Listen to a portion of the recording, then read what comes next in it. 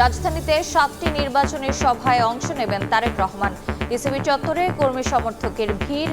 প্রতিপক্ষকে আক্রমণ নয়, মানুষের জন্য কাজের পরিকল্পনায় গুরুত্ব বিএনপির। উনি মানুষকে স্বপ্ন শুধু দেখান না, স্বপ্ন বাস্তবায়ন করবেন। 12 ফেব্রুয়ারি সবাই দল বেঁধে ভোট কেন্দ্র যাবে, আমি দাঁড়িয়ে ভোট দেব। প্রতিপক্ষকে কিছু বলেন নাই, তিনি কি করবেন সরকারি গেলে সেই কথাগুলো বলেছেন। একটি পক্ষের বিরুদ্ধে 5 আগস্টের পর জালিমে পরিণত হওয়ার অভিযোগ জামাত আমিরের। 11 দলীয় ঐক্য ক্ষমতায় গেলে নাহিদ ইসলামকে মন্ত্রী করার ঘোষণা। একটা অংশ এই মজলুম অবস্থার পরিবর্তন করে রাতারাতি তারা জালিমের ভূমিকা গ্রহণ হয়ে গেল।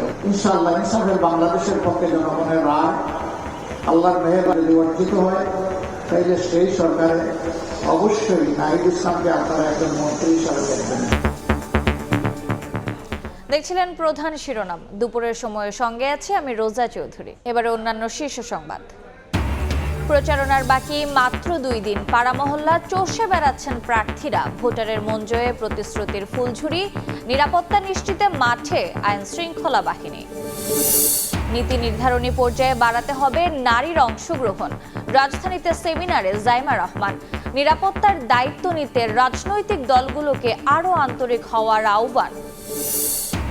বাংলাদেশ যুক্তরাষ্ট্রের বাণিজ্য চুক্তি হচ্ছে, কাল কেনা হচ্ছে 25টি বোয়িং। নির্বাচিত সরকারকে চাপমুক্ত রাখতে ভোটের আগ মুহূর্তে চুক্তি, বললেন বাণিজ্য উপদেষ্টা। ক্যাম্পের বাইরে যেন নতুন আরেক ক্যাম্প। বাসা ভাড়া ছাড়াও দখলে নেন স্থানীয়দের জমি। কক্সবাজারে যৌথ বাহিনীর অভিযানে প্রায় 1000 রোহিঙ্গা আটক। এবং আবারও অচল চট্টগ্রাম বন্দর টার্মিনাল। বিদেশিদের ইজারা প্রক্রিয়া বাতিল সহ 4 দাবিতে ধর্মঘটে শ্রমিকরা। সক্ষমতা বাড়াতে বিকল্প নেই বলছে কর্তৃপক্ষ।